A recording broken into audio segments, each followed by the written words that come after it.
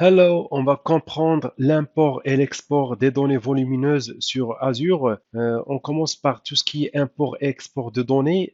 Utilisez le service d'importation et d'exportation Azure pour le transfert de gros volumes de données vers et depuis le cloud. Il vous permet de faire soit importer des données vers le cloud Azure sur un storage account ou exporter les données du stockage Azure vers des disques durs. Donc, imaginons vous avez besoin de migrer sur le cloud plusieurs serveurs et vous pouvez donc avoir donc une possibilité si vous avez une technologie par exemple Hyper-V, des machines virtuelles avec le disque VHD, vous pouvez exporter ces fichiers VHD et les envoyer à Microsoft et à travers bien sûr il y aura un disque dur à envoyer et vous pouvez les charger sur un storage account et puis vous pouvez donc faire votre migration. C'est pareil si vous voulez récupérer des machines virtuelles depuis Azure et vous voulez les installer au niveau de votre data center, vous pouvez utiliser ce service.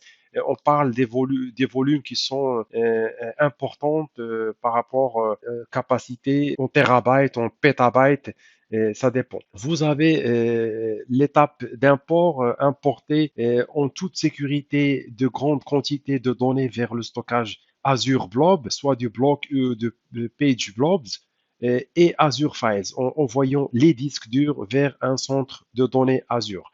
Voici les étapes à suivre. Le client, bien sûr, c'est vous. Vous préparez le disque ou les disques, ça dépend du nombre de disques, et créez la tâche sur Azure. Ensuite, vous expédiez le disque à Microsoft. Vous mettez ou mettre à jour la tâche avec les informations de suivi.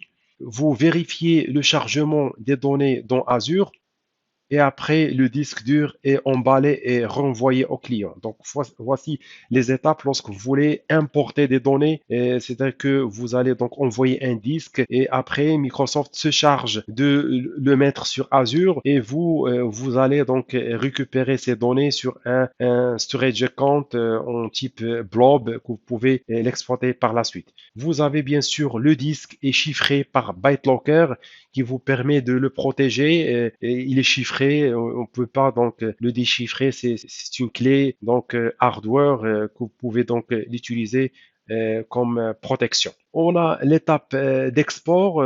Vous avez donc pouvez exporter les données du stockage Azure vers les disques durs et expédier-les vers vos sites sur place. C'est-à-dire c'est le sens inverse. Vous récupérez des données depuis Azure. Vous pouvez actuellement exporter des blocs blob, des pages blob ou des appends blob depuis le stockage Azure. Azure Files n'est pas pris en charge actuellement donc pour faire un export vers votre site sur place. Vous avez ici les étapes à suivre. Vous faites la création d'une tâche d'exportation.